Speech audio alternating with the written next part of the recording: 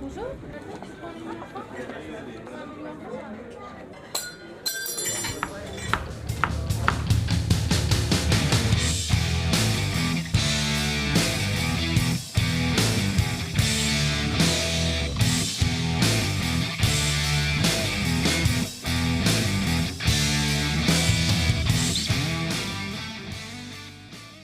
really, really powerfully believe that actually growing your own food, it belongs in down-to-earth areas. I think it makes sense to grow your own. I think it makes sense to grow expensive ingredients in small quantities.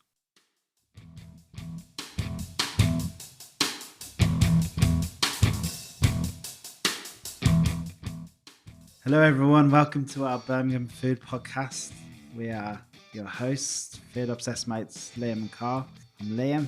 I'm Carl. I didn't know if you were going to say Carl then, if I had to jump in. Sometimes I try and Don't catch worry. you out. I'm Carl either way. I can see your focus, your laser focus today.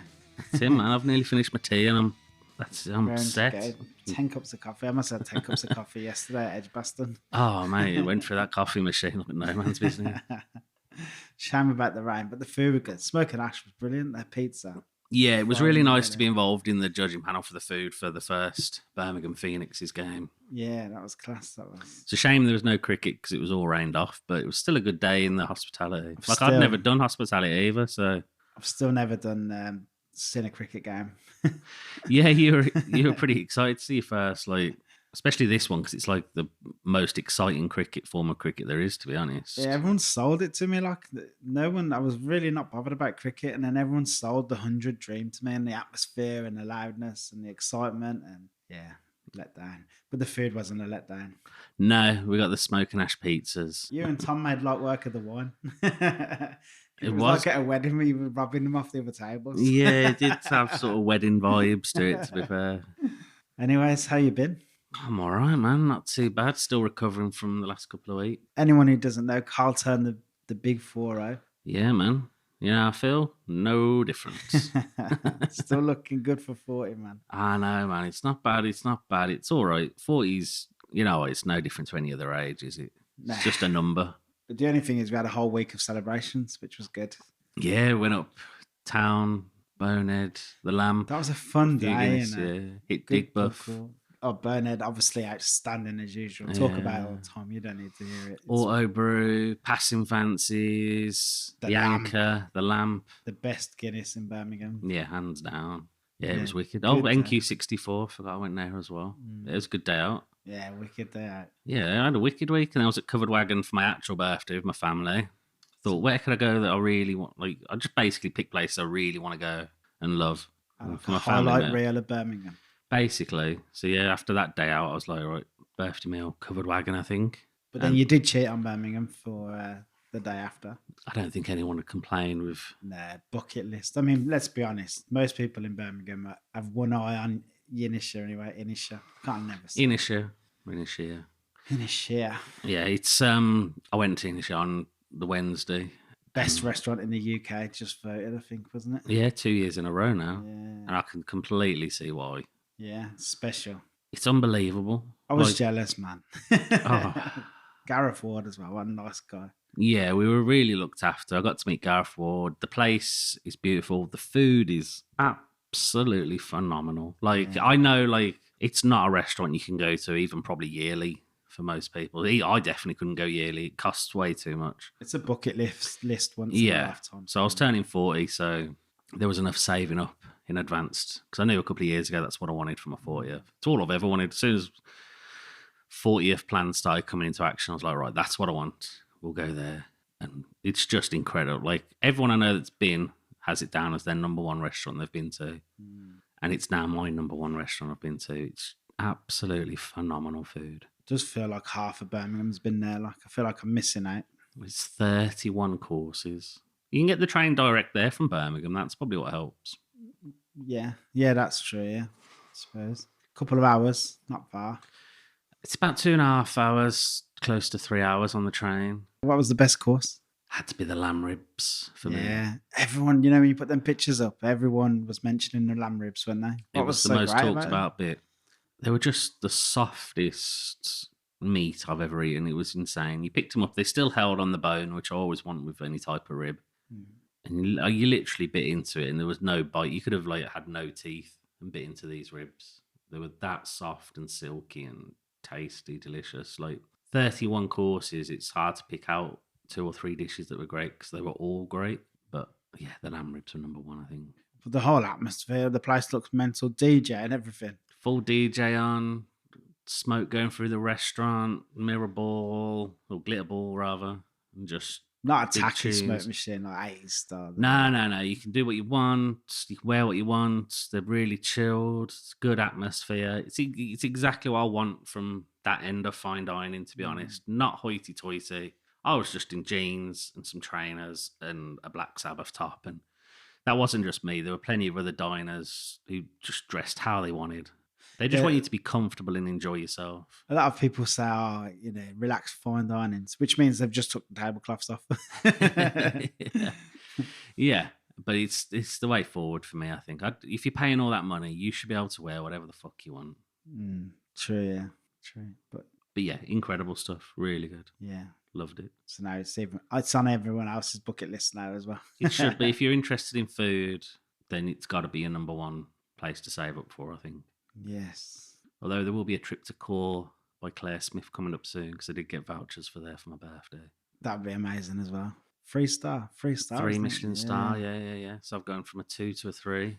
Interesting to see how it compares. We'll talk about that on the podcast. See the differences. Well, I said I've been to 1-3 already and I wasn't impressed with it, so we'll see what this one's like. Cool. So then, yeah, obviously the birthday week ended with a massive party at your house, which was class.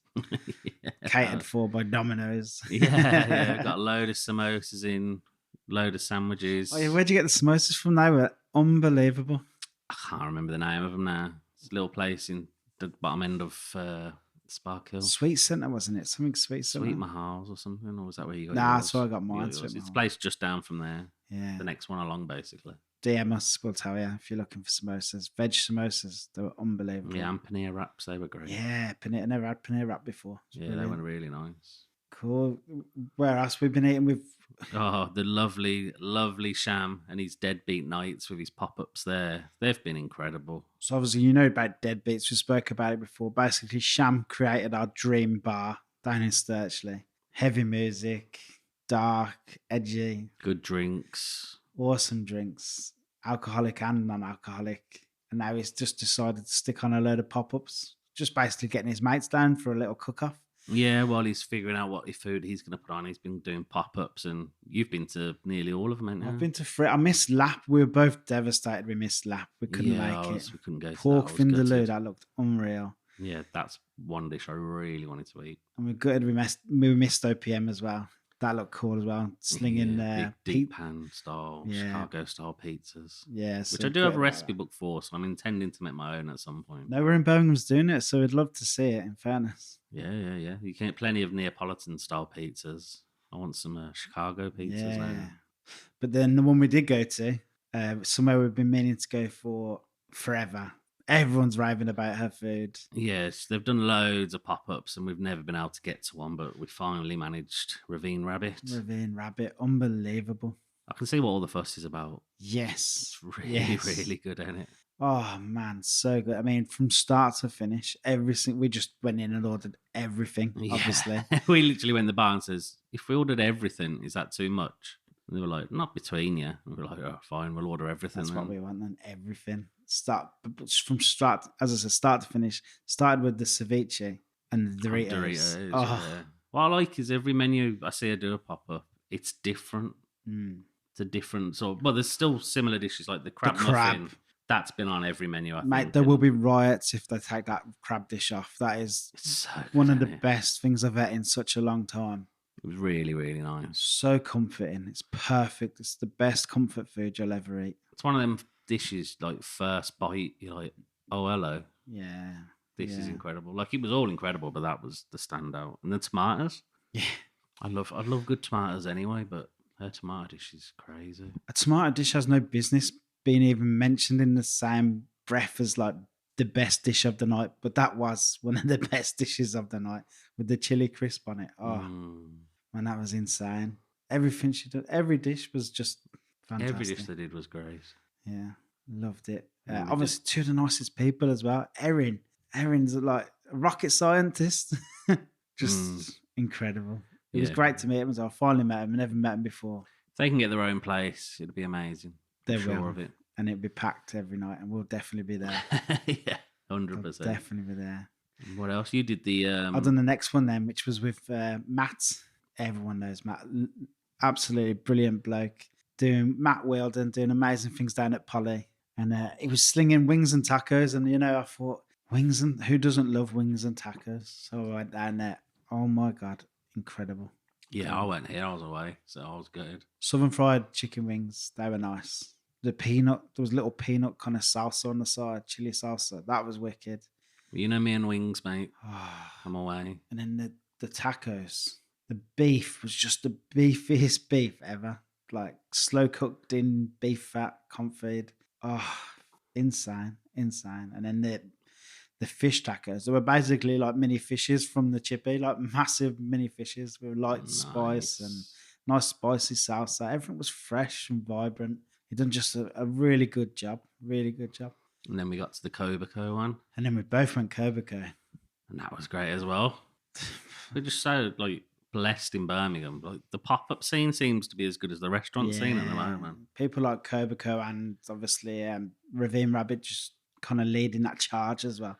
But the thing with Koba is like I've bet there loads, I think, at least 3 times, and every time it just gets even better. Even better. It's different as well. Like Yeah. every time I've had it, it's either been ramen or it's been dry ramen or it's been like the actual side sort of tapasy style side dishes, just a load of them. It's like he's getting more confidence every time. He's like, right, I'm going to have a go at this now and I'm going to blast this, and bang, smashes it every time. The mackerel.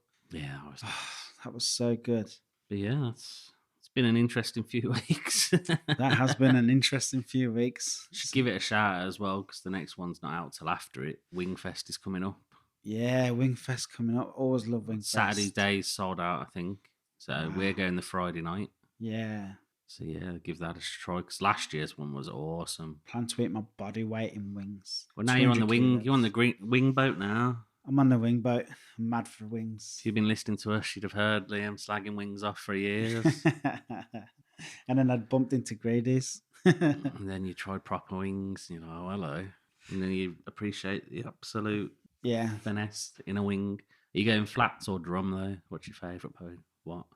I like the drums, to be honest. You like the drum? Yeah. Yeah, I think I like the flats. Do you? Still a bit of faff on the flats. Yeah, but I think you get. It sounds daft. I think you get more meat on the flats, and if you can do it right and pull out the one thinner bone, then you can just get the other one straight down in one go. But then if you go to Gertz, you don't need to. There's just so much meat. I don't genetically modified frigging chickens. They're huge. I've got to try this one. I like I've seen your turkey wings, pictures, mate. and they just look like an actual chicken leg. They were fantastic. Yeah, so as you can hear, we've been real busy. So after this episode today, we are going to have a little break. We're going to have most of August off. We're going on holidays and stuff. And then we're back with something really exciting in September. So Birmingham's launching their food system strategy. That's just going to be a massive thing. It's come down from the Department of Public Health of Birmingham. They've kind of launched this massive initiative. So I'll read you the vision, because I think the vision kind of sums up best exactly what the strategy is all about. It's to create a fair, sustainable and prosperous food system and economy where food items are nutritious, affordable and desirable so everyone can thrive. I think that's just a really nice way of summing up what the system's about. So we're going to dedicate a few episodes to that. Today's episode touches on it a little bit. You'll see why. And then our next episode is with Dr. Justin Varney. And he is Head of Public Health. Yeah, for Director Birmingham of Public Council, Health yeah. for Birmingham Council. Massive episode. We recorded it up in the council house in Brum. It's a massive task. It feels a little overwhelming, but we're here to kind of bring it down, filter it down to kind of just everybody, because it's for the whole city. If we can all believe in it, we will come out the other end with a better food system in our city. So that's what our aim is to do. So today's episode, we're with Andy, Urban Herbs. I mean, just an absolute cool dude, like massively into his horticultural. just been growing these mad herbs for a long time, going around farmers market, plodding along, doing his thing, and then all of a sudden he just blew up. Like, he's got a mad passion. Oh, he's so into it, and you can see the passion just oozes through his work and the different types of herbs he's got, and like all the chefs in the city, everyone knows who he is. Like everyone uses him, and he always brings stuff to people's attention that even some of the top chefs haven't heard of these little herbs, and he like just brings them in and shows you what to do with them and how to grow them. And that's it. He's not just selling herbs; he's selling them for you to grow at home. Yeah. And he's interested in you actually grow them. And it's not like you buy these herbs, go home, that's it, you're on your own. Good luck. He's on the other end of Instagram. He's answering. He sounds like his full-time job just answering emails and Instagram messages, just trying to help people grow. So then that kind of led to his other passion, which is he believes that everybody can grow food, no matter where you live, no matter how big your gardens are. Even if you have a little balcony and a couple of pots, you could fill them with herbs and veg. Everyone should have a go at just growing something. And that's a massive passion of his. I mean, go and see, what's his Insta called? Andy Grows Herbs. Go and have a look at that and just see what he's doing in the front garden of his ex-council house in Rowley Regis. There'll be links from his Urban Herb site as well. Yeah, and we'll put all links, obviously, in this show notes, but it's definitely worth going and checking out. He's on that mission. And then as part of the food strategy, they've gave a bit of funding down to these local food legends. So they've received some grant for that, and they're actually going around schools and teaching kids how to grow herbs and creating little herb gardens around little inner city schools around Birmingham. And all right, save some unbelievable. Yeah. So really important episode. Really great guy. I hope you really enjoy this episode.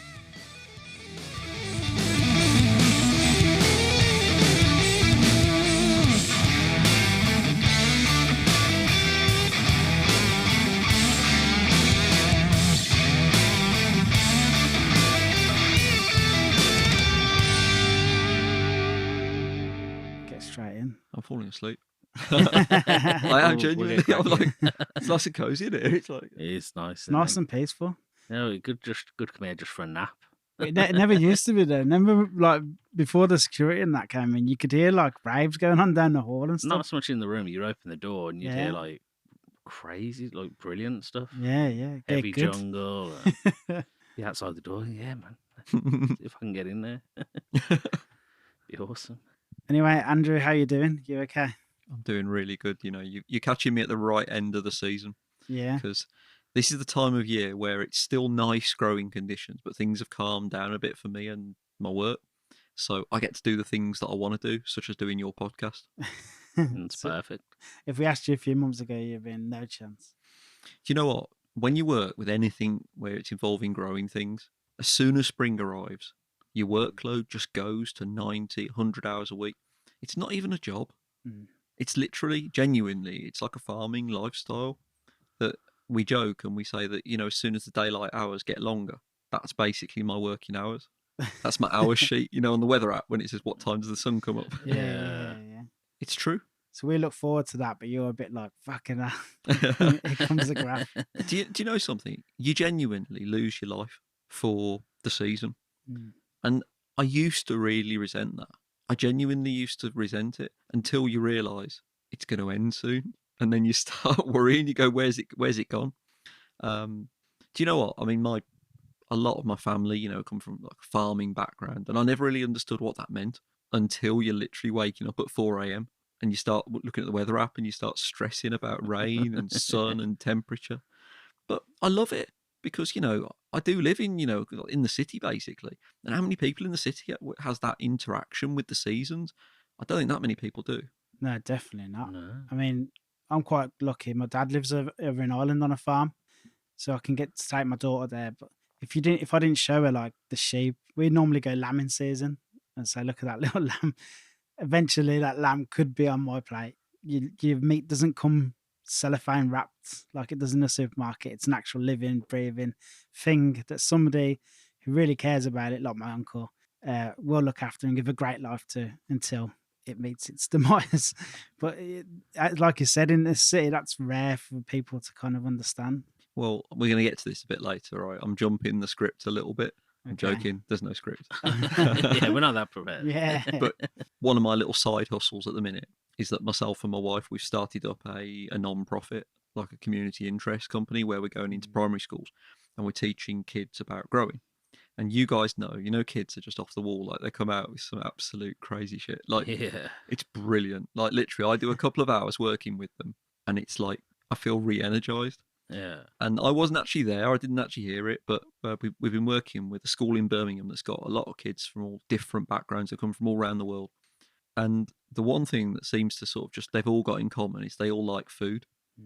And it's making that link between growing things and food. But anyway, this kid, he comes out to the growing space and he looks at, we've got some trellis with all beans growing up and some salad growing. And he looked at this and he turned around to my wife and he said, Miss, he went, is this where McDonald's get it from? You wish. You're like, kind of. Yeah. And then the second question was, he goes, oh, it looks really real. He goes, is it plastic? And seriously, there wasn't that link. No, No. like they couldn't conceive that that's where your vegetables and your fruit and everything comes from. It's mental, that is. Have they give you any good ideas as well? Because kids come out with some random shit, and every now and again, my daughter comes out with something. I'm like, I never would have thought about it, but that's a good idea. I mean, this school got me in a couple of years ago. They got me in to do this judge a garden design. So we got the school to, as part of the art class, to design a herb garden. And they've got a lot of kids from all different areas of the world. Some of them have been in war zones and stuff. And all these kids are doing designs of a herb garden. And some of them, there's literally like stick men, and it's literally crayon, and you can't work out quite what's going on. And some of them were literally like architect's drawings. Genuinely, some of them were like to scale, and they were like pastel colours and all this. I mean, my favourite one was me talking to this girl saying like, oh, so you've got your mint plants there, you've got your thyme plants yet. What's that? And she's like, oh, it's a roller coaster. Yeah, why wouldn't it be? And I was like, okay. Love that in my garden. I said, I don't think the school caretaker's going to be that up for building one of them. And she was like, yeah. She went, but it's the journey. She went, it's the spiral down into the middle of the garden. And I was like, okay. When you like, this has just jumped from like year 5 art class to something quite philosophical. Yeah. But yeah, no, I love what we've been doing with the kids, to be fair. People say to me, a lot of people have said like, oh, it's really nice, it's really good that you're doing that. And I keep literally saying like, no, it's a proper laugh, to be honest. Genuinely, it's a proper laugh. So you're not doing it just for the good of anything. You're just doing it because you love it. Yeah. You're being selfish. Everyone thinks you're being being generous with your time. Nah, you're just being selfish. You just love it. Yeah, and keeps you entertained. we had a meeting with a lot of schools, about working with them, and so far it's mainly primary schools. But one of the funniest sessions that we've had so far was where we were talking to some older kids, and they seem to know more about growing things than I do. And it just took me a while to work out why. I was going to say, if they ever legalise cannabis in this country, you've already got the best weed company name. Yeah, brand name. Yeah, Urban Herbs, obviously. Yeah, and have you got that trademark? No one else can use that. Not yet at the time of recording. We do now. Yeah, I'll get it done. Yeah.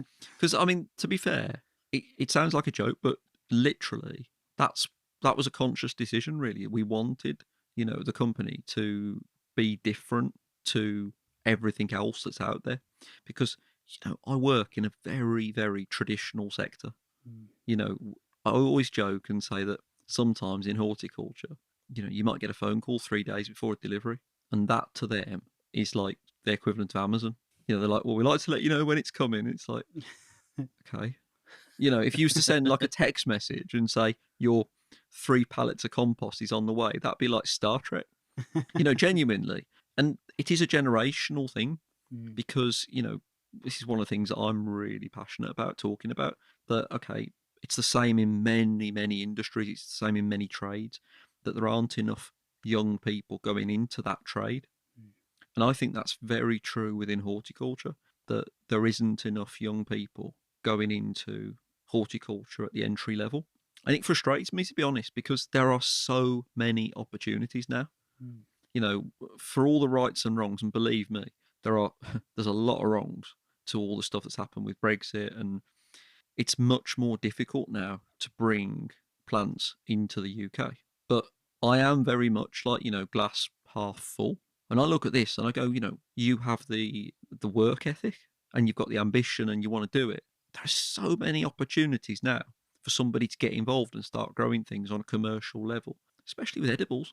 During lockdown, everybody got into growing things. Everybody got interested in growing their own food. And with the current cost of living crisis, I can't see that going away.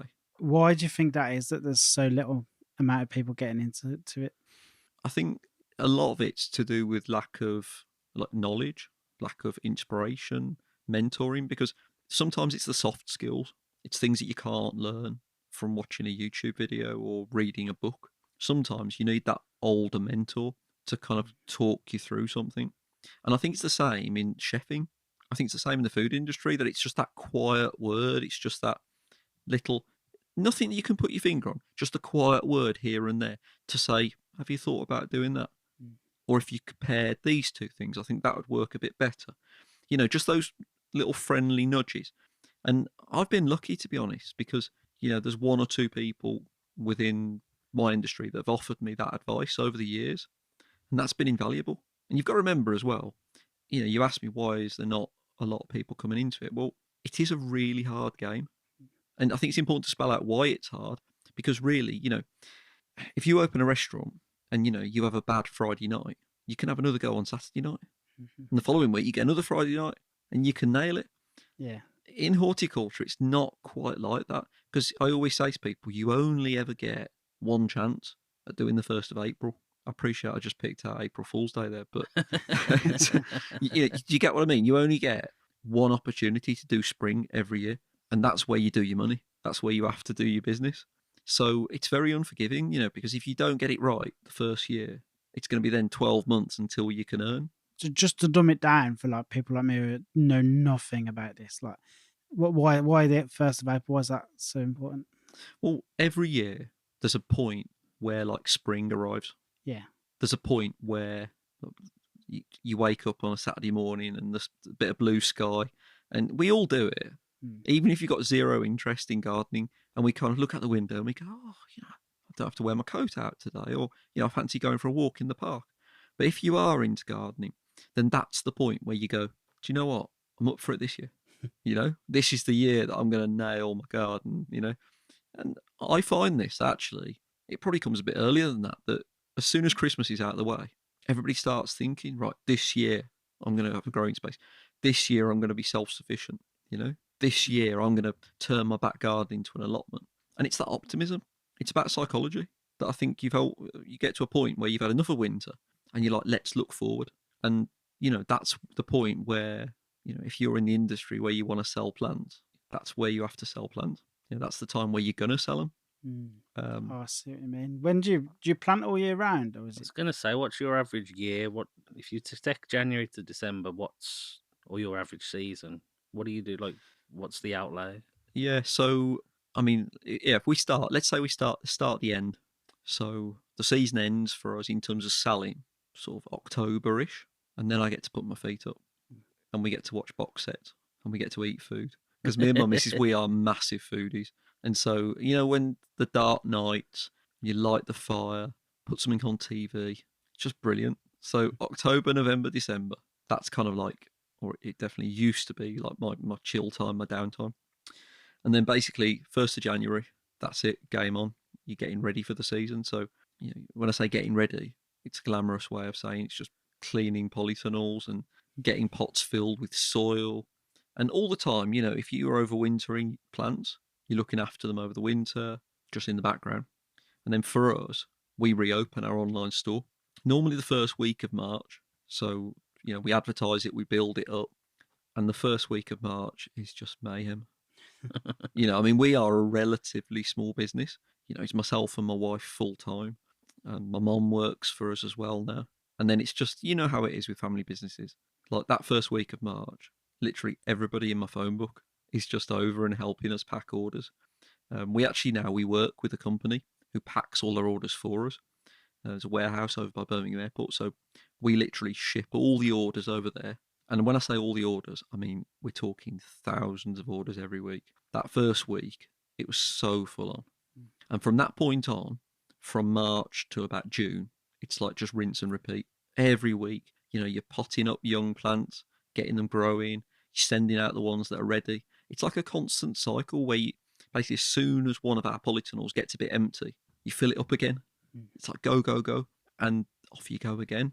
Yeah. And it's such a buzz, to be honest with you, because I don't think people realise it. You know, so I mean, we do so much on social media. Like my life is on social media because it's not just selling plants; it's promoting and it's selling the lifestyle. I think, you know, it's sort of promoting like the fact that you can grow your own flavour, you can grow your own food, but also like the mental health benefits of growing things. So I live my life on social media. That's, you know, throughout the year. But if you can imagine, when you're sending out thousands of orders every week and your phone just blows up with notifications and it's people who are really happy, you know, with their plants arriving and people are meeting them for the first time. So we grow varieties like strawberry mint or blackcurrant sage, lime mint. Well, there's a plant called cola plant, Oh, I seen this on your thing the other day. which is, it's bizarre. I mean, it literally is cola flavour. So, you know, you can get like a cola rub. Yeah. We was at the Good Food Show recently, and all the chefs were coming around, and they were saying that you can get a cola rub to put on gammon. That's the flavour that you get within this plant, and so it's really unusual stuff. It's really cool stuff. And when you get all these notifications from people, I'm not going to lie to you, it is a buzz. It's an absolute just legal high, because you know when you love something, Yeah. but then let's be honest, if you've picked over like a couple of thousand orders, you probably don't love it as much like when you've been doing it for like 19 hours a day. But then your phone blows up and it's people going, oh my God, these are amazing. So you then get happy from other people's reactions.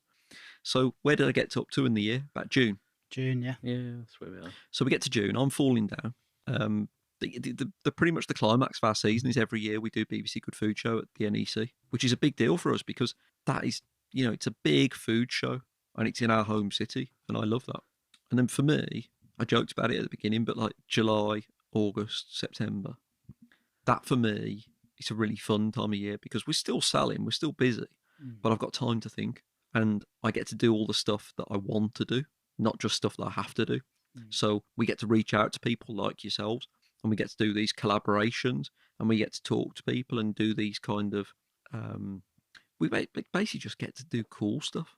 And that's what I love. So then we get to October. I'm absolutely knackered by this point. It sounds. I'm knackered listening about it. I close the online store and then it's just rinse and repeat. Yeah. Although I say that, we were joking about horticulture, about my industry being a bit old fashioned and all this. I think one of the reasons for that, it is very much, there's a temptation to sort of stay in your lane, you know, just to do the same thing. I guess very much like a restaurant that's got a really, really good menu. You don't want to change it because you know it's a winner. So you don't change the signage, you don't change the menus, you don't change the lighting, everything. You just want it to stay the same. But, you know, for me, it's about evolving. It's about trying to do a couple of different things every year. And some of the stuff we've got lined up for the next 12 months is just off the wall. How'd you come up with like the mad stuff, you know, like the cola flavoured and the strawberry mint, no, pineapple mint, was it? Pineapple mint. How'd you come up with that? Or did you just pull it out of a box or did you try it on a small batch and then, oh, that was really good actually, let's do more? Or have they always been out there and I've just never heard of them? Or is it something you do uniquely? So they are existing varieties, but these are varieties that, you know, they are being crossbred all the time. So we don't do that, but we're very much, you know, just constantly hunting for those new flavours. So you're like, oh, I'm only interested in the kind of weird, interesting stuff. One of our suppliers has genuinely got a spreadsheet. I've seen it. And at the top of the spreadsheet, it says Urban Herbs Weird Shit. Right. And as soon as they hear about a new variety that they think is down our street, they'll send an email because they know that that's not sort of stuff that anybody else would be interested in. No. And these are all usable herbs, like the cola herb. What would you use the cola herb for? What would that go in? Well, I mean, it genuinely gives you a vivid, like, cola flavour. So you can use it as a rub, so nice on gammon. But you can put it in water as well. So even if you just use it to season, like still water or ice water, it is really, really like refreshing flavour. It's such a strong, you know, but this is one of the things about what I do. For a long time, we used to work at food festivals. So before COVID, we used to travel around and we'd do all these food festivals, sometimes do 3 food festivals every weekend. And there'd be so many chefs and street food people that would interact with our products. And you guys know, like, you know, chefs, as soon as they see something a bit weird, a bit unusual, it's like a moth to a flame, isn't it? They are drawn to it. Yeah. And so at these food festivals, like, all these chefs used to come around our stand. But what was cool about it is that I learned as much from them as they did from me. Somebody doing Thai street food once picked out lime mint that we do, and she chopped that up and put it into a Thai curry. You know, and that's a pairing that I wouldn't have necessarily thought of. You know, for me, like lime mint, I'm just thinking herbal tea and cocktails, basically. Yeah. And she instantly, because that's her sector, straight away, she highlighted that as being, that's what we've got to do. And I think that's really cool. Do you know what, as well? You know, we're recording this in Birmingham, and we know Birmingham, you know, is a very multicultural place. You know, it gets more multicultural by the minute. And there's so many different food heritages and food backgrounds, which I think is really cool, because I don't necessarily see that reflected in my industry. But like, my customers are so diverse. Like, you know, the recipes that they will suggest, maybe from their own food heritage, their own background, the stuff that I've never heard of. And that's what I love, because people, like, it's almost sharing knowledge. Yeah. And we get that knowledge from the customers, and then we're able to then pass that on through social media. So really what I'm saying is when we put clever stuff on social media, I'm just repeating what other people have told me. Do you ever think, when you get offered something from the supplier, do you ever think, oh, actually, that would make this would be good for this kind of dish? Or is that in the back of your mind when you're choosing herbs? Or Yeah, because we pair everything on the website. So on our website, you'll see we actually do like collections of plants. yeah. So we do like a boozy herb collection, we do a herbal tea collection, a stir fry collection, maybe like blackcurrant sage. When I first met blackcurrant sage, straight away I was thinking cocktails. Yeah. And lime mint, strawberry mint. I got married a few years ago, and we grew a load of lime mint and a load of strawberry mint because somebody thought it'd be a good idea to put that in the pims at the wedding. And it kind of was a good idea, except that nobody can remember anything about what happened after about 3 o'clock in the afternoon. But the thing is, it's like, you know, stories like that. Yeah. That's why I love what I do, because it's not like traditional gardening. You know, I always think that when you're trying to sell a product and thinking about it, what is my product? I guess I'm selling herb plants basically, but I'm also selling the idea that actually you can grow things, and that actually growing things, it's beneficial to you, and it actually opens up possibilities. Because it's kind of like a circular process that I think if you're growing something, you're very likely to use it, and then you're going to experiment, you're going to try new flavors. So I think, you know, to answer your question in a very, very circular way, including stories about my wedding, I think when I look at a new variety, straight away I start kind of like going through my mind, thinking about what other people have said to me, what street food chefs have said to me, what chefs have said to me, or producers. For example, at BBC Good Food Show, drinks producers, people who do small batches of quite unique liqueurs and stuff, they've come to our stand and they've recommended stuff. So I think that's the cool thing about the world that we work in. It is very collaborative, you know? So it's not just those soft nudges from growers. It's soft nudges from foodies, soft nudges from chefs. Do you have a lot of customers that are restaurants and bars and things like that? In terms of selling like wholesale, not too much really. But I know that a lot of chefs, they love our product. They absolutely love our product. And it's been a random sort of like, I've been doing this for more than a decade now. And over that time, things have changed big time.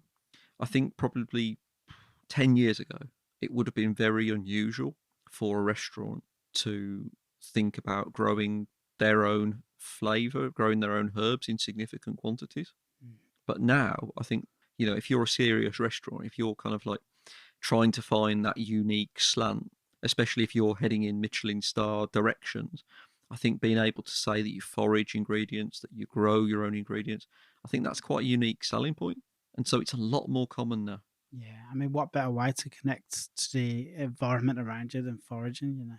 You see it more with David Taylor, Grayson Saver, massive into it. You can see he's out, got the lads out getting wild garlic, and they're off getting the, what's the blossom kind of thing, elderflower. Mm-hmm. It's, when it's wild garlic season, because everyone's like, "Where's have you got a good patch this year?" I mean, we know where there's a really good patch for wild, more than we could ever pick. We've told a few chefs about it, and they go down there now. I think it's interesting because the food scene has changed so much, and I think I've always been a foodie, and myself and my wife, we're not huge drinkers, but our vice, everybody's got. I'm a big believer that everybody should have at least one vice, and ours is we just love nice food. Yeah. You love spending a few quid in a nice restaurant, and we've noticed that especially the last sort of 10 years, there's been an explosion in restaurants looking for that unique slant. And I think that unique slant is increasingly kind of the grow your own aspect.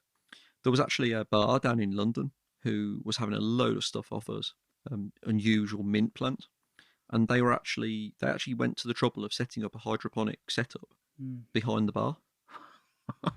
So they literally had the mint plants it was like a clear hydroponics, so you could see the sort of hydroponics actually as they're making the cocktails, and they just snip a few leaves, put it in a cocktail. So it was like a living bar. Wow. And it's a long way of saying that's how they justified selling cocktails at 46 quid each. Yeah, probably. When somebody buys these plants, can they cultivate them and harvest them all year round? Or yeah. And that, I suppose, that's the unique selling point about what we do. When you buy a plant from a kind of generic garden centre or whatever, really, that's it. Best of luck. See you again in 2 weeks when it dies, kind of thing. 1 week in my house, mate. 1 week.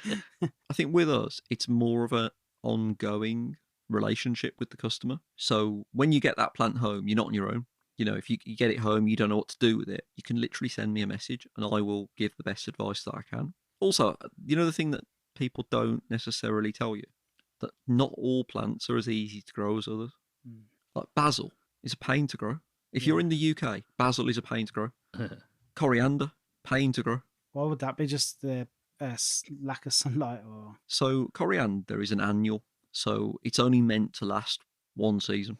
Okay. And it will go to seed. So the plant will grow, and then it will come to a point in its life where, because it's an annual, its way of kind of procreating and going on in life is that it must produce seed to self-seed itself. The problem is that once the plant goes to seed, that's starting, you're approaching the beginning of the end, really. It's putting all its energy into seed production, not into leaf. Yeah. So what I always say to people is that it's important to be honest and actually say that, if you're planning your herb garden from scratch, think about it in terms of structure. So you're going to have the evergreen herbs, things that are there all year round. So I'm thinking rosemary, thyme, sage, oregano. They're evergreen. They're going to be there all year round. And those are kind of like your skyscrapers. Those are your structural things. You put them in your garden, leave some gaps in between. There's other varieties like mint that is going to come back every year. That's going to die down to the ground in the winter. It's going to come back up. But then if we're going back to our difficult friend, coriander, that's it's not even, it's kind of like a guest star. It's a firework. You plant it, it grows for however many weeks, and then that's it. So it's not as easy to grow as something like rosemary, unless if you, I suppose, in terms of the amount of hours, the amount of commitment that you're going to put into it. So if you want coriander, just out of interest, do you guys like coriander as a flavour? I do, yeah, I really like it. It's one of them things, isn't it? People either like it or they don't. Yeah. It's got that kind of, some people say it tastes like washing liquid. Well, apparently there's been some research done into this, that back in the primeval world, there was 2 different splits of evolution. And apparently human beings, there's 2 different dominant genes. And one set of people had this gene that wasn't quite as attuned to detecting certain toxicity. And unfortunately, that's the 3 of us. Because, why are we not surprised? Because that's coriander. And whereas my wife, she can't stand. Yeah, Maria's the same. Even if if I've used the same knife to cut coriander and then use that knife for something else in the dish, she's like, "Oh, coriander." And that's because both of them will be detecting that sort of slightly increased, like it's like a false alarm for toxicity. It just turns out that it wasn't that important in the evolution, so it stayed around. I always say to people that if you like, as you two are coriander lovers like me, and I've just said coriander isn't easy to grow, well, what are we going to do? Well, I would grow an easier alternative. So at Urban Herbs, like we stock a variety called Vietnamese coriander. Okay. Vietnamese coriander is a perennial which doesn't go to seed. So straight away, it's easier to grow than normal coriander. And flavour-wise, yeah, you see, that's what matters, isn't it? It's all about the I was flavour. about to say, does it taste like it though? Yeah, you still get that bit of coriander flavour. It's a bit lemony, it's a bit spicy. And I started growing Vietnamese coriander as a marriage of convenience. I started growing it just because it was easier to grow. Yeah. Then somewhere along the way, I fell in love with the flavour. The same could be said of basil. You know, basil's quite difficult to grow. It's relatively short-lived. It doesn't like cold conditions, which is a shame, really, isn't it? Because in the UK, winter lasts for 8 months. Yeah. So instead, I would grow a variety called basil mint, and that's a crossbred variety, but it grows like mint and it tastes like basil. Mm-hmm. How cool is that? I mean, it's literally a basil flavour that you can harvest by the handful. That's crazy. This might be sacrilege. Go on. But don't hate me. Could you dry out the coriander and then use it like a dried herb, store it properly? And yeah, you could do that. Yeah. And, actually drying herbs, it's interesting because I've tried it a lot over the years. And it's weird how sometimes the flavour doesn't quite stay around. It's kind of the same though when you get it in the jar. It's not the same flavour. It baffles me how sometimes the flavour intensifies when you dry it. A few years ago, myself and a friend on the street food market, we had this brilliant idea. And that was that, do you remember there was a bit of a phase where there was chili festivals everywhere? Yeah. And chili eating competitions. And me and this friend, we actually set up a company called the Birmingham Chili Company. And it wasn't really very well thought out, to be honest, that we were going to grow all the super hot chilies. Because back then, I'm sure actually that anybody listening to this will relate that, the price of like Scotch bonnets, if you're buying them wholesale, they've gone through the roof. They've absolutely gone through the roof. And the price has been climbing for a long time. But especially, the very super hot chilies, so like Nagas, Carolina Reapers, the Trinidad Scorpion, they really, really command a really good market value. So we had this brilliant idea that we were going to grow all these super hot chilies. And this friend of mine, he was actually running a company making preserves. And so we thought, right, this is dovetail. This is, I can supply him and we'll make loads of money. Turns out not that many people are stupid enough to actually eat Trinidad scorpions. It's a very, very niche kind of market. I mean, I'm one of those stupid people who loves eating really spicy chilies. Yeah, I'm with you. I mean, I don't know what it is. It is sadomasochistic. One of my lockdown hobbies was actually using these chilies to make chili jam. I like a chili jam. Have you ever tried making chili jam? Nah, but it burns your eyes out, doesn't it? I mean, I followed the recipe to the letter. So it's there going in the saucepan. I've added all it was Carolina Reaper. And then it said to leave it to stew in the saucepan for about 45 minutes. So I left it simmering, went outside to do some work. And when I came back in, it was like a riot, when people have sprayed tear gas. I genuinely couldn't even go in the kitchen. Was that bad? But, this is kind of where I'm coming from, really, that there are some things that are easier to grow than others. There's other things that, actually command a market value. So this is going back again to some of the opportunities that I think there's a real gap for actually more restaurants to actually set up a little growing space. Because how cool would that be when you think about it? If restaurants actually set up a little dedicated growing space, maybe using hydroponics, maybe using grow lights to grow things like the super hot chilies, I'd go there. Yeah, I'll be there. Well, there's that many people making hot sauce as well and stuff now, and all the fermented. There's a hot sauce festival we went to, and I went straight up to we found the hottest one. Was like, right, I'll try this one. And Liam will tell you what I was like. It was like someone had shot me in the back of the head. It was ridiculous. I was trying to help you out, but I was laughing so hard I could barely breathe. It was genuinely painful. And you know what? I'd do it again. And there was no pleasure to be gained from it the first time. I'm exactly the same. And you know what? A bit of a shout out. We're from Birmingham, and shout out to one of my favourite producers, a business called Pip's Hot Sauce. Yeah, we love Pip's. I went there the other day. I told you I was at Kingsleaf Market. I bought, I think, 5 or 6 different sauces. There's a one that she does called Nagatropolis. Yes, the best. The best one. You can't actually beat it. No. Because the flavour is so good. But I suppose as well, thinking about it, maybe we're back to this thing again, that the missing element is the confidence and the knowledge. Because I think maybe a lot of chefs who've got really innovative ideas and such, like, I don't know, maybe they're lacking the confidence or the knowledge to actually have a go at doing these things. All the time. All the time. All the time. Yeah. I hear chefs have loads of time on their hands. Yeah, I think that could definitely be it. There's the time. Although some of them tried, and I think Brad's got a little bit of an allotment space behind Carter's. Obviously, we spoke about Dave and Grace and Saver. And they all do foraging. I don't know any of the top chefs that don't send people out to forage. Like, if it's there for free, just fucking have it, you know what I mean? Bringing us back to my very original point was, you said once somebody buys off you, that's not the end of the journey. They can come to you for tips. What tips would you give to someone who's sitting at home now trying to grow their herbs and panicking because it's not going to plan? Do you have any kind of general ones that you can share? Or I think, honestly, it would just be realistic and not beat yourself up. Do you know what I mean? Being honest with you, I think so much of what I do, the industry that I work in, it's about optimism, and it's about saying, you are going to buy these plants, you're going to buy this pot, you're going to buy this raised beds, and then you're going to be self-sufficient. And I think it's really important to be realistic and say to people, if you buy this pot of French tarragon from Urban Herbs for £3.50, I think that when you buy tarragon now in a little packet from the supermarket, if you use that plant 3 times, you're probably breaking even just about. And then every time you use your plant after that, you're saving yourself £1.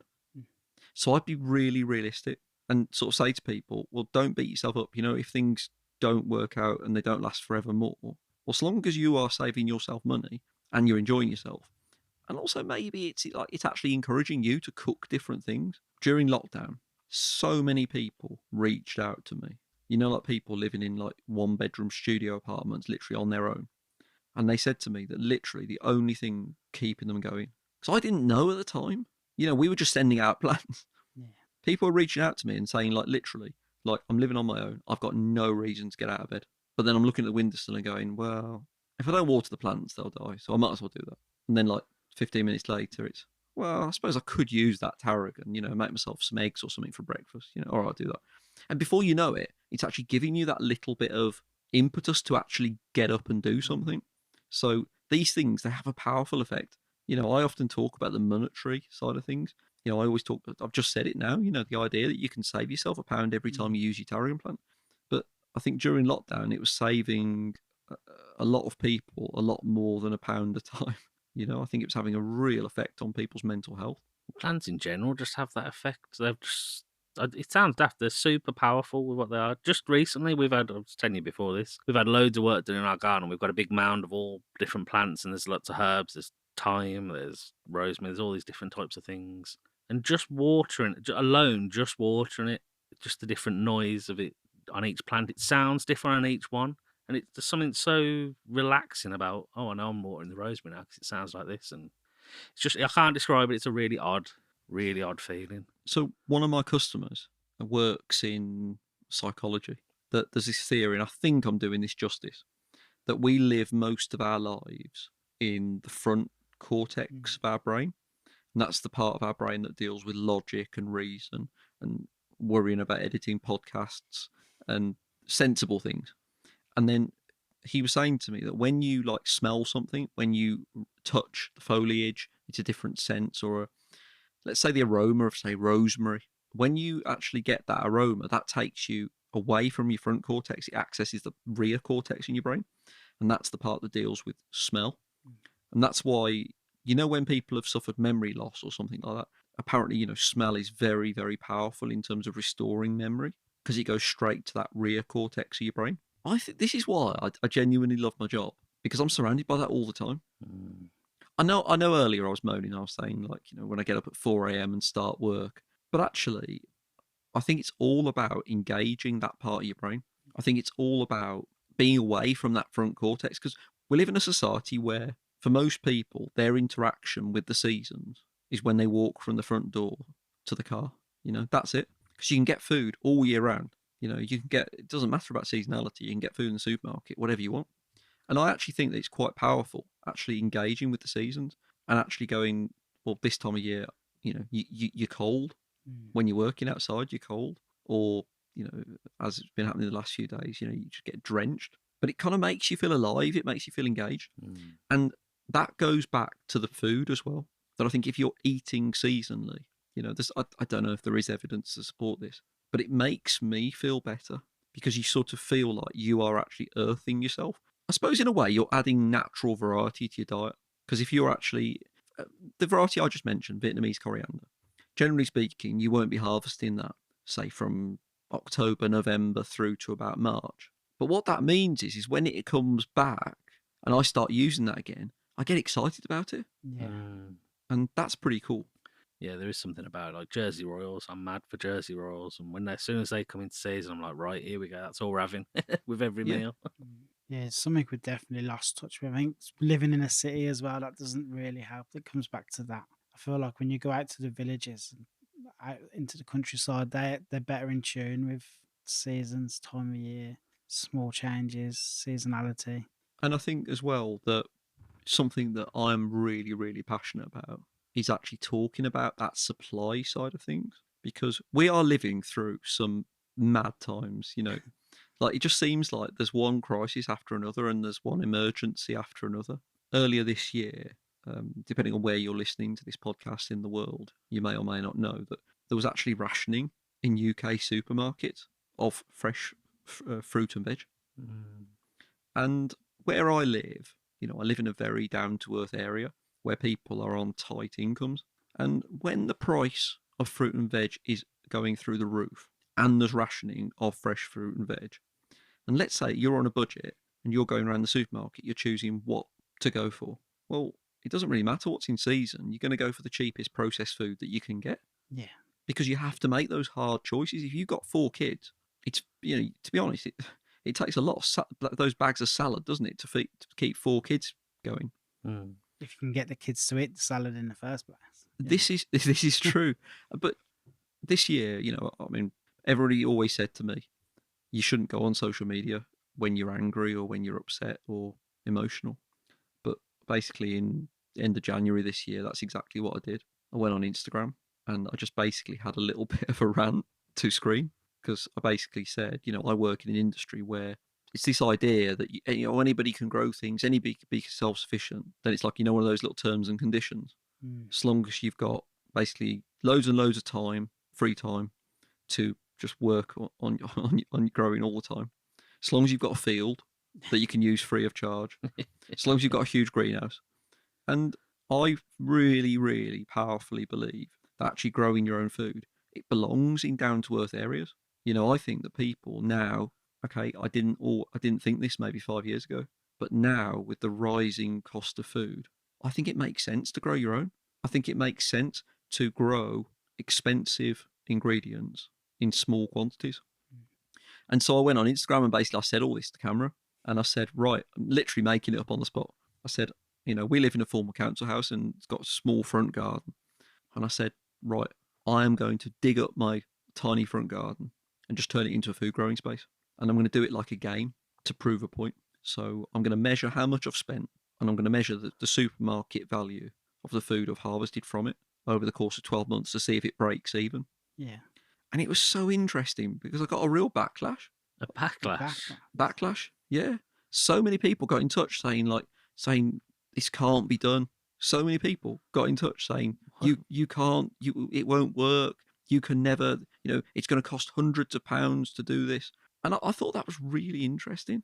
I thought maybe I'd touched on something, that there is almost maybe like an income divide thing, that I actually believe that if you're on a low income, actually looking at the cost of, I mentioned how many of those bags of salad you'd need to keep your kids fed. Yeah. Maybe I'm just being nostalgic, but I reckon about 3 years ago, those bags of salad were about 50 pence. Yeah. I feel like they were. Maybe they were never I that felt cheap. the same feeling. I remember them being very cheap. And just before I did my rant on Instagram, my wife actually, she fell down the stairs around that time. So she broke her leg. So for the first time in about 10 years, I had to do all the supermarket shopping. And I was going around the supermarket like a time traveller. Literally going, what? Like £1.50, £1.70 for a bag of salad. And that's where I got the idea from. Because it's like, don't get me wrong, I can understand some of the backlash. I can understand some of the negativity, because it's like an old school point of view. Because people are saying, well, hang on a minute. Let's say if you plant up all your front garden full of potatoes. Well, even with the high prices, you can get a huge sack of potatoes from Lidl for, you tell me. I mean, it's not expensive really, is it? Relatively. You can get a big bag of potatoes for like 10 quid. So. 10 quid, I'd say, yeah. And people saying, well, you can't make it work. But then my comeback was, well, that's why I'm not growing potatoes. Yeah. I'm growing expensive things. And the key is quick turnaround. When you say expensive stuff, what exactly would you say? So I targeted like a lot of salad herbs. Okay. So things like wild rocket, Yeah. sorrel, bloody dock, which is a really cool salad herb with like a red vein. Yeah. Quite bitter. A plant called celery leaf, spinach. Yeah. And then loads of beans as well. Like bean plants that you grow up the trellis, and you just get so many. Yeah. And so it's all about, and this is, I think, what people, we were talking about barriers to people doing this. I think it's the know-how, and I think it's the strategy that I think, it's all about the quick turnaround. Because, ultimately, if you've, I'm doing this growing in a tiny front garden, so the space is very valuable. And you've got to literally look at each bed and go, right, that's taking up space in that bed. If I'm not getting something back from it, it's kind of wasting space. But when I planted spinach, I mean, we eat so much spinach, literally really intensively, planted up a couple of beds with spinach. And I'm not joking. I don't think me and my wife, we haven't bought any spinach for about 4 or 5 months. We haven't bought any bags of salad for about 3 or 4 months. And what's really interesting is, I've mentioned about the sort of somewhat negative reaction from certain elements of the sort of traditional gardening community. But there hasn't been a single negative reaction from my local area. And I think that's really interesting. Like, when you have people work on your house, and especially, you have a bit of banter.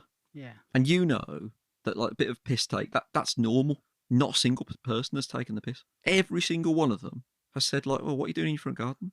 And I've explained. And straight away they've gone, yeah, that makes sense, mate, to be fair. A couple of quid for a bag of salad in the supermarket, quid's in. This will make a lot more sense if people go and see the videos that are on your Instagram. What was the name of your Instagram account again for that? Yeah, so if you follow Andy Grows Herbs. I'll stick the links, obviously, in the show notes, but that's your Yeah. chance. Go follow that and have a look at these rants and tutorials and get to see the garden for yourself, because it is cool. Yeah, and it's quite interesting because actually off the back of that, a lot of local organisations reached out to me, but they actually reached out and said, we want to start growing a little bit ourselves, for well-being, but actually, so it's food, and I think that's really cool. I might have missed it, but what's the whole aim of that? Was it to prove to like the people in the community that they could also go and do the same thing? Yeah, and I think also, but surely you already had the knowledge, so somebody else will have to. Someone like me, I'm absolutely clueless, terrible at growing anything. I would have to learn it all, and see, it's quite an investment of time.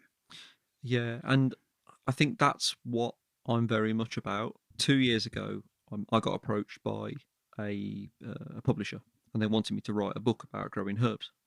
And it was a really interesting conversation because they offered me the gig, and I really wasn't sure about it because I didn't want to write just another gardening book. There's already some really good books out there, and unless I was doing something different, I didn't really want to do it. And in the end, we wrote down a few things on a piece of paper in the very first meeting with the publisher, and I thought the woman who went on to be the editor for the book, she really, really just nailed what we need to do and what the barriers are to people growing their own. She said it's about having the inspiration, so actually having somebody that could turn around to you and go, you can do this, you actually can do this. But then the second part is actually having the information, the education. Yeah. There's just a few small growing tips. And I think for me, like one of the really powerful things about social media is that we live in a world now where there is so much information out there.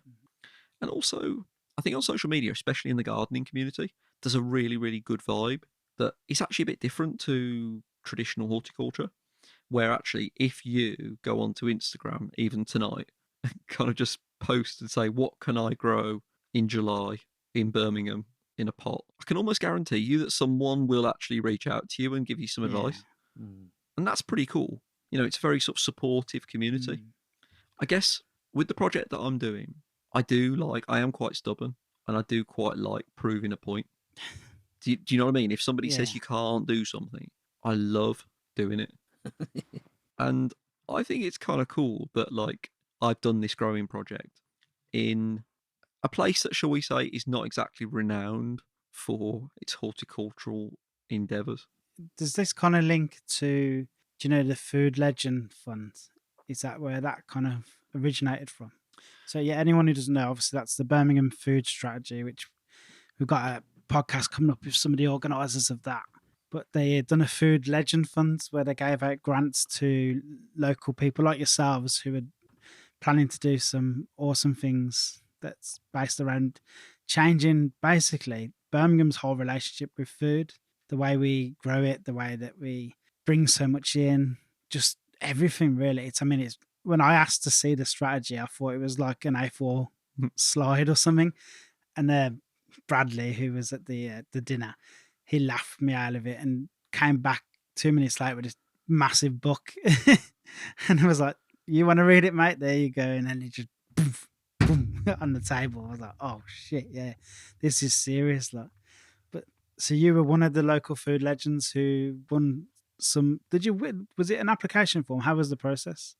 So I'm sitting here and I'm wearing a few different hats. I feel like I should actually have some physical different hats here so that I can differentiate my roles. Basically, we had a situation earlier this year. I run Urban Herbs. I was digging up my front garden to prove a point. I was releasing my first book, and basically, I mean, doing like 90 hours a week with Urban Herbs. I thought to myself, I've got a bit of spare time on my hands. You know, I could do something else. And basically, when I was promoting my book, the publisher, one of their biggest territories was actually in the USA. Brooklyn is a really, really happening place. It's a place where there's some really, really exciting things happening, especially post-COVID, growing-wise and food-wise. And so basically, in November last year, I went over to New York to promote the book, but also to actually, I mean, okay, fair enough, to do some photo opportunities, but also to thank some of the people that had actually helped me almost Americanize the book. And I'm walking through an area of New York called Hell's Kitchen, which, for anybody listening to this who's been to New York in the last 12 months, you'll know exactly what I mean, that there are a lot of social issues at the moment in New York, like quite a few American cities. But it was very bad when I was there. I'm walking through Hell's Kitchen, and if you can imagine, I recognised the name of this church because I'd seen them on Instagram. Literally, I knocked on the door, and I said, "This is going to sound really random, but are you the church that's literally got the flat roof where you converted it into a growing space?" And they were like, yeah, come on in.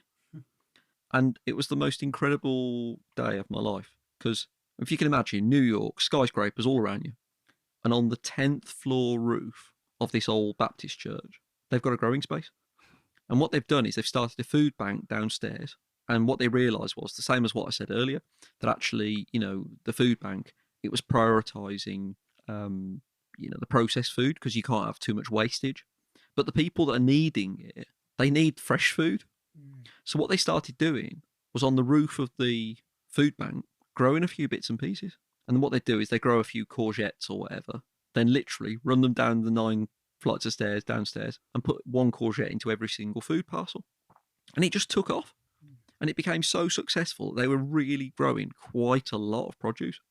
And if you can imagine, I'm sitting there on this rooftop garden, talking to the volunteers, talking to people. And you know, when you just have that sort of like flash of inspiration that you're like, if they can do that in New York with very little assistance from, local government or whatever, we can do that here. And I came back and I said to my wife, all this spare time we've got on our hands, I think we need to do a little like community growing project. And it was at that time that, the Food Legends came along, and we kind of pitched an idea to them. We said, we want to start a non-profit, and that non-profit was called Spring Arts. And Spring Arts has literally just taken off. So we're going into primary schools, mainly primary schools, and working with the kids to create small-scale growing spaces. And as I said at the start, the kids are brilliant, but it's been eye-opening, to be honest with you. It has been eye-opening in terms of, the lack of connection between the growing and the food. I know it's a cliche that, for years and years, kids have been sort of saying, I didn't know that's where carrots came from. Yeah. But it's eye-opening to see it. And what's really cool about what the Food Legends are doing, you're not going into a school and going, "Oh yeah, we created a garden, well done," and then like 6 months later, it's just forgotten. what we're actually doing is we're working with these schools, but as part of the funding, as part of the project, we're actually writing a how-to guide. So in theory, this is something that could be replicated by teachers or by community groups in any school across Birmingham or really across the UK. Yeah. Because it's been an eye-opening experience. Because, you know, all my optimism when I was standing on that rooftop in New York, actually doing stuff like this, it's more complicated than you think. Because actually, when you look at the growing calendar, you know, I explained to you about my year. Yeah. About when, you know, you plant stuff at a certain time of year, you harvest stuff at. Try and mesh that into the school calendar. Because it's like you get all this stuff going, and then everybody goes off for Easter for 2 weeks. And then you come back after Easter, and everybody's doing the SATs exams. And at that point, and I can totally understand why, but if you said to a teacher, oh, could I have like 5 or 6 hours of your time every week? The answer isn't going to be positive. No. So, you know, I suppose over the last 3 months, we've been able to really learn a lot from these trial projects. And we are in the process of writing this guide, which, you know, hopefully will be able to help other people to replicate what we've done. So it's actually giving that kind of legacy.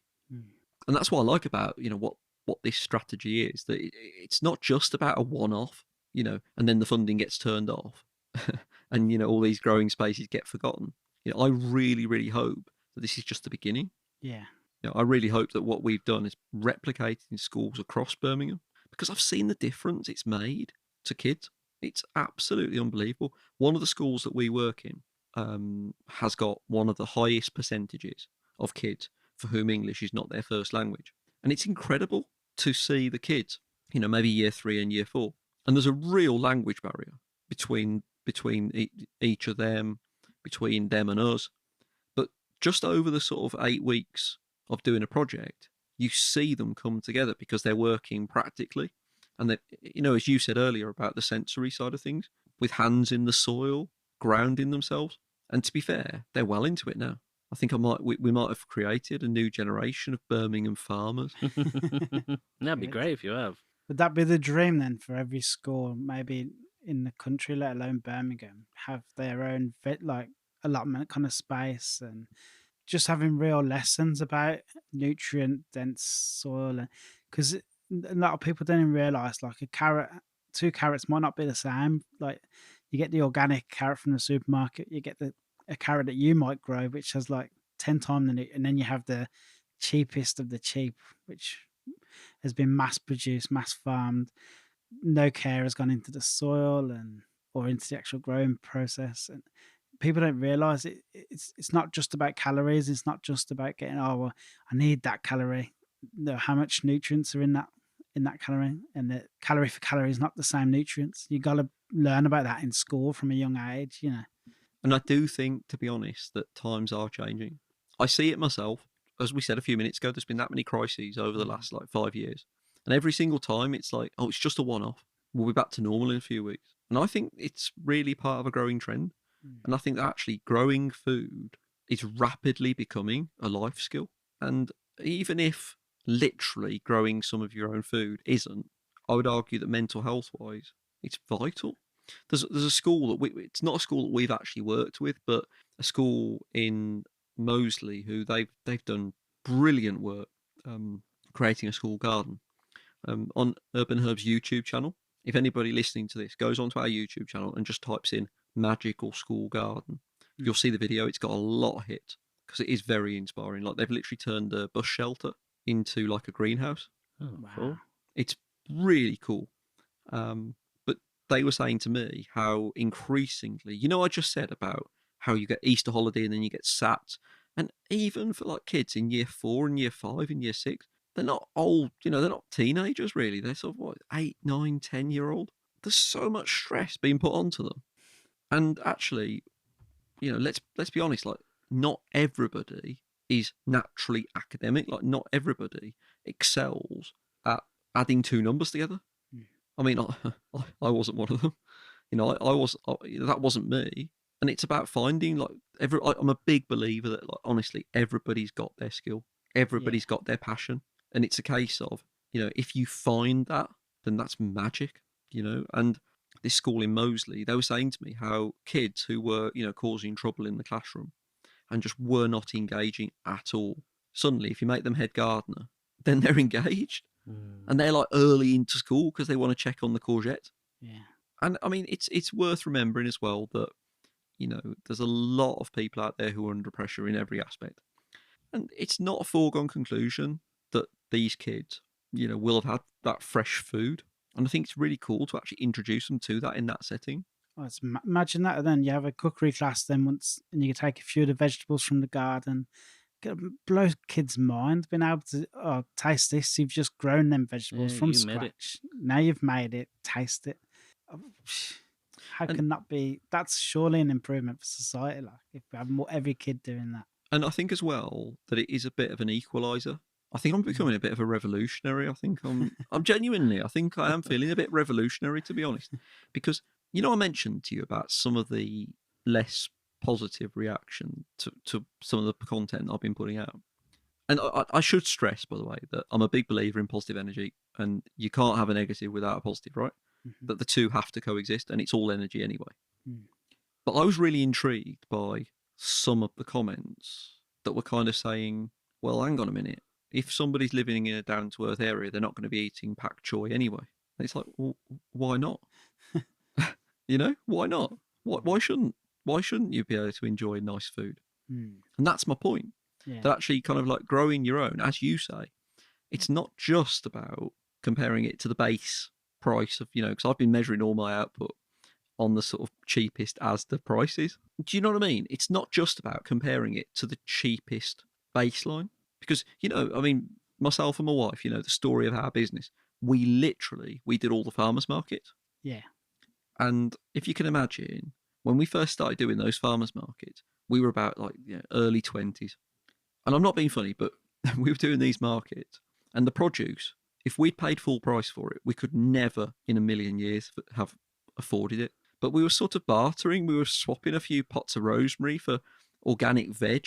And once you've tasted the difference, it's night and day. It's hard to go back once you've done that.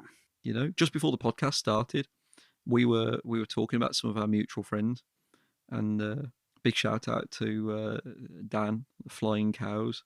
Like once you've had that sort of like quality meat, or you know, quality street food, you can't go back. No. And that's what I think is cool about growing your own. That it actually kind of boosts you up a couple of tiers. That suddenly you're not just relying on the cheapest kind of, if the cheapest supermarket has got a few bits and pieces. Well, you're kind of growing your own organic produce, aren't you?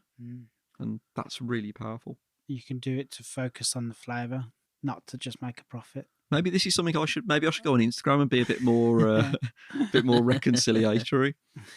But do you know what? One of the things that I was really curious about, you know, when I first dug up my front garden, I was really curious about whether or not it would change me. So whether or not it would influence my eating. Because I had this sort of notion that it would make me eat a bit more plant-based. And it kind of has. I mean, don't get me wrong, I still love a burger. Don't we all? Yeah. But it's weird how if you've got that fresh produce there, you're more inclined to use it. So, you know, I've cut out a bit of carbs, and, you know, we've been bulking out meals with spinach, and it really does work. Yeah. And when people are talking about, you know, the problems we've got with the health situation and access to healthcare, I think it's a good idea keeping yourself as healthy as possible, to be honest with you. I keep telling anyone who will listen now, you've got to look after yourself now. You can't rely on the house. As fantastic as the NHS is, unfortunately, you just can't rely on it. You can't rely on there being a pension. You got to look after yourself in every aspect of life now. And that's just the best way you can do that, is to look after your health as much as possible. And I know you might say, yeah, but like, I'm just going to go for the cheapest option. You would do that. But then in 10 years' time, if you've got some kind of illness, I hope you don't, and we say, oh, do you remember that time if you could have added up all them pounds you spent on the and bought the more expensive, more nutritious option, but how much would you pay to be healthy now? And they'd be like, oh, I'd pay anything to be healthy now. I'd pay anything. But at the time when you're in the supermarket, you think, oh, I'm just going to get the cheapest option and worry about nutrition another time. And I think as well that growing your own, it's like a double whammy in that you get access to this sort of higher quality produce, but just by virtue of the fact that it's literally, when you talk about how fresh it is, it's literally like 10 seconds fresh. Yeah. But also it's the effort that you put into growing it, that it's that gentle, regular exercise that I think just keeps you I read somewhere that it's really, really key, to do that regular, to accelerate your heart rate, and just do a little bit regularly. And that's really what this project's done for me. I mean, I have a very physical job, but it's really interesting. And even on my days off, I can't, even if I just pop out to get some spinach for evening meal, it gets you up. It gets you doing stuff. It's a few more steps further than the fridge anyway. But in a way, I suppose I've created my own fresh produce aisle. Yeah. I should get one of those little signs, shouldn't I? Fresh produce. Fresh produce aisle. Is there anything Birmingham or food related that we haven't spoke about that's important to you that you'd like to talk about? Well, I think that it's worth saying that I owe Birmingham a huge debt because, our business, we emerged like, do you guys remember like around 2011, 2012 when street food was just buzzing, like it was exploding? Yeah, it was like the start really for Birmingham anyway. And it was like, bearing in mind, we are selling little pots of herb plants. We took a bit of a gamble and we actually went to street food markets, selling these plants, sort of not knowing if anybody would actually get it. And we're so grateful that they did, the visitors did, but also the street food chefs. And we learned so much from them. And Birmingham's just that kind of a place, I think, where, people are very supportive and, it is that kind of place where everybody brings their own food heritage, just a little bit.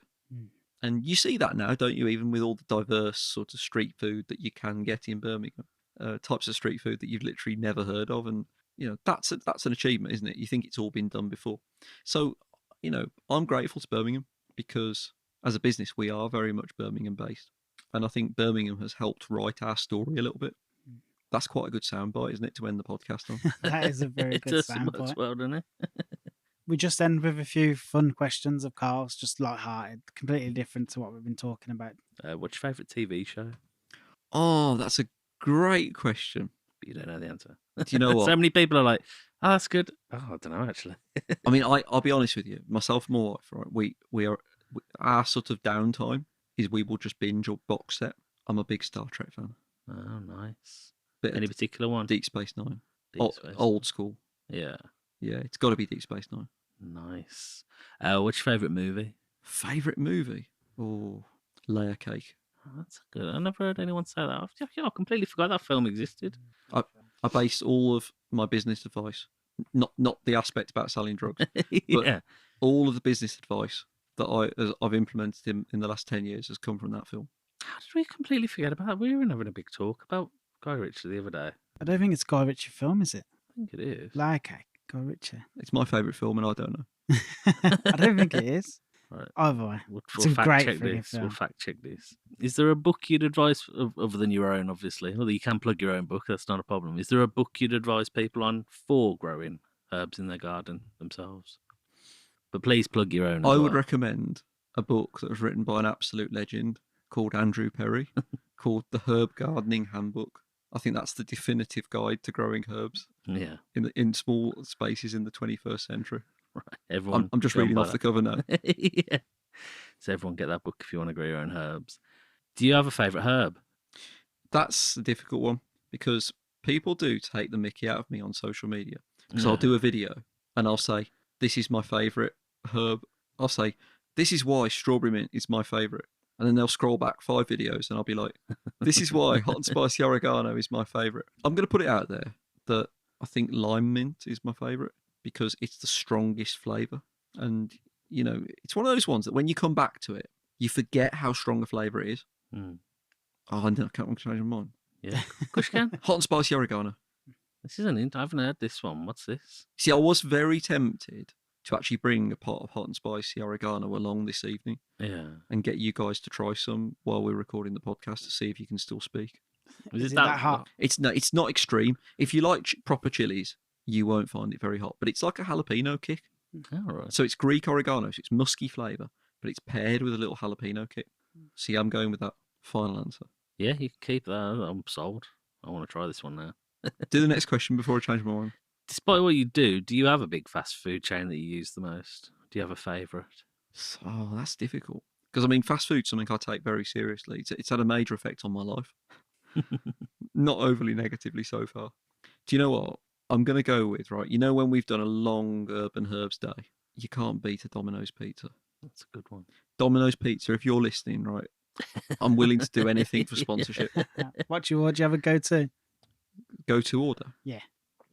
I'm going to go with Texas barbecue. I love that idea. Like, that's proper sort of like, you know when you've had a hard day and that's your little treat. Yeah. Me and my wife, and it's a really random one, this, that my wife Kate, you know, she's not a big sport fan. The one sport that the two of us will both watch is boxing. We're both huge boxing fans. And you know, if there's a big prize fight, Domino's Pizza, after a long Urban Herbs day, I'm in heaven. Sounds good. Sold. How many more times do I have to mention Domino's before I get some kind of little financial we should deal? get something for this as well. Don't worry, I'll cut you in. You're a big foodie. I don't know if you're allowed to answer this question. Do you have a favourite restaurant in Birmingham? That's really difficult. Okay, so I'm going to reel off a few here. Yeah, go on, why not? In the Jewellery Quarter, Pasta di Piazza in St Paul's Square. I really like that place. Everyone forgets about that place. You've been there. I've Yeah, been I there love a couple it of times, there. yeah. Rustic, Yeah. very good. And I think it's really like, you know, you can tell that it's family run and it's just a nice go-to place. But a bit of a random shout out. I lived in Bearwood for years. Do you guys know the Mexican restaurant that's open? A la Mexicana. Yeah. Yeah. And you know, that got some really big write-ups. And a couple of months ago, me and Kate went there for the first time. Bearing in mind that, you know, I used to walk past that place on the way home from school. I know Bearwood like the back of my hand. And it is very impressive. I don't know anyone that's been that doesn't think the same thing. No, we were blown away. Because you look online and you just think it looks okay. Even the food pictures, think it looks nice, but it doesn't look like anything that's going to blow you away. And then your first bite of anything new there is just like, fucking hell, how have they packed so much flavour in this? Bearwood's doing exciting things at the minute. Do you watch that Bearwood Bites on YouTube? She's doing cool stuff, trying to highlight Bearwood. But I've got to say, Bearwood is just one of those places. Other areas have all got their selling points. But to me, and I can say this because I lived in Bearwood, Bearwood's often been a bit sort of run down as a, you know, by the people that live there. Sort of, you know, do you know what I mean? You always take the mickey out of the place you live in, but it's got a lot going for it. And it's almost got that kind of up and coming spirit. Cashmere Cottage. If you guys have ever been to Cashmere Cottage, at the bottom, does all curries. I haven't tried it. I've heard of it. The guy that actually runs it now, he was in my class at school, and it's a wicked place. Good place. Is it more of a desi pub or traditional kind of Indian? Do you know something? I don't know if you can eat in now. Mind you, if we're just doing random shout outs, I've got to say, I do like an old school night out at, Akbar's on Hagley Road. Yeah. It was my go-to place for birthdays for many years. It's still around, isn't it? It's still there. Yeah, It's still good as well from what I can gather. I haven't been for a very long time, though. Yeah. A very, very long time. I did the Farl challenge, the chef's challenge, last year, and I'm still recovering. So yeah. No, I do like a Vindaloo, but I don't think I could go any hotter. I mean, to be fair, we could talk about chilies for hours. Yeah. But to me, the Vindaloo is a certain flavour, which I used to really like, but now I think I probably would just go all the way and have the Farl or just a Madras. Because both have actually got nice flavours as well as being life-changing. And last question, do you, other than Birmingham, do you have a best food destination in the world? You can pick anywhere in the world you like for this one. I think probably New York. It comes up so much. Yeah, New York's a great place, though. It's coming up. And I think this is going to sound really weird, and probably anybody listening to this in New York is probably going to think, what is this guy drinking? But it's similar to Birmingham in terms of Thank you. I say that all the time. It is, isn't it? Like the sort of I say it every week because everyone says Birmingham, so it comes up every week. Everyone says New York, so I always say it's so similar to Birmingham. People are going to think I'm mad. But there is a fusion of, like you get, and it's the same in Birmingham, that you get sort of different communities, you get different people that have come from different parts of the world, and they bring their food with them, with the food heritages. And I always say to people, before we started recording, I was telling you guys some of the other places that I've lived, perhaps places that are a bit more sort of less multicultural than Birmingham. And do you know what I missed most of all? I just missed, that dynamism Yeah. and that vibrancy and that kind of the fact that there's restaurants opening, doing food that you're actually not quite sure what to order. I like that. I like having to ask. I'm like, Yeah. what? I'll just hold my hands up. I ain't got a clue what I'm ordering here. What's going on? What do you think? What's good? That's the best way to order anyway. Ask the person working there, what's good? What's a big seller? What's great? I've got a bit of a party trick actually that I've started doing in restaurants, and it does my wife's head in. I'll say to the person takes the order, I'll say, "Can you just surprise me, please?" And they're like, "Oh, what do you?" No. Can you just please? Can you just surprise me, whatever? And I've started noticing the pattern now that the bill's gone up and up because. And the lobster, sir. Yeah, I mean it was very nice. I think going back to New York, the people of New York are quite similar to the people of Birmingham as well. I feel like all these cultures that come over, they're proud of where like their parents are from or where they might have been from, but they're also proud of New York. And people here are also very proud of Birmingham. Like I would say, I'm proud Irish, but I'm proud Brummie as well. And I think most people have that kind of same thing. So if we're going New York, and you say everybody says that, Oh, it comes up. I'd say at least 50%. could you say what was your second? What was the second? Yeah, go on. What would you say? Other people. What was the most second most popular? What's that place? London was a lot. London comes up. What's that? Is it Copenhagen? Fazenda was it? Where's that? Fritzen or something in Sweden. Yeah, Sweden. A lot of the Nordic countries come up a lot. Yeah. We went to Norway a couple of years ago, and that everybody says it's very, very expensive, and we literally were living on the free little muffins that they give out in the reception in the hotel for about a week. I was just going to say, I think Berlin deserves a bit of a shout out. Yeah, I've been to Berlin. It was only on a stag do though, so I can't comment about the food too much. I mean, we went there just before lockdown, I think, and it was the first place that I'd been to where I actually went, this is like a few steps ahead of us in terms of the food. That there were restaurants where, and I don't know if it's still a trend now, but there was quite a few restaurants where you could literally go up to the counter and it was all like glass sort of kitchen, so you could see the kitchen, but it was like you were, it's very normal now for you to be able to look into the kitchen, but you're actually ordering from the chefs. Bit like street foodie vibes then. So you literally would go up, and me and Kate literally got the giggles because we were like, what do we do? And the guy was like, you can order anything. We've got all this meat, we've got this, we've got that. And they'd cook it for you right there. And then they'd say, right, over there you've got all your pots of herbs. Just snip them off the plant and put them on your food. Berlin looks like an exciting place, man. It's a very, very happening place. But you know what? In terms of my foodie destinations, it's coming second to Birmingham. Was that the right answer? Yeah, that's a of course good it answer. is. Awesome, mate. This has been phenomenal. Like I've learned so much. I feel like I should have took notes, but luckily I get to edit You it. get to hear it again. So I get to take notes while I'm editing, which is good. And hopefully one day I might not kill a houseplant. Thanks for giving us some of your time, mate. I mean, everyone can hear how friggin' busy you are. Really appreciate it. Well, I've lost track of what time it is in the evening, but normally at this time of year, I'm in bed for about 8:15 in the evening. All right, it's past your bedtime. It's past your bedtime.